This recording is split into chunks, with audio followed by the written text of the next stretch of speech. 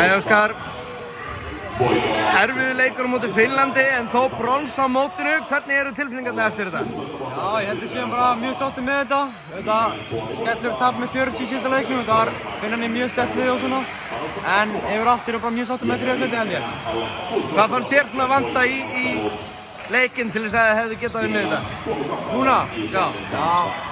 Þú vantaði bara mikið en ég held að munum bæta ykkur fyrir EM og já, það er bara á huganum okkur núna.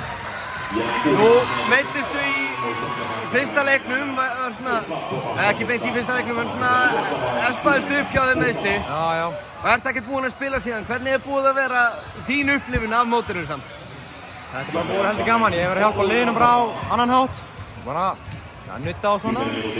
En já, þetta er bara búið að vera mjög gaman og flott að sjá strákuna. Já, bara fínt, já. Er eitthvað sem þú ætlar að taka með þér inn í EM og bara næsta sísón? Inn í EM? Já, bara ekki vera meiddur og svona. Það er mjög góð hugmynd. Já, takk. Annars til hamingju með bronsið og bara takk fyrir gott mót. Já, takk. Sömuleiðis.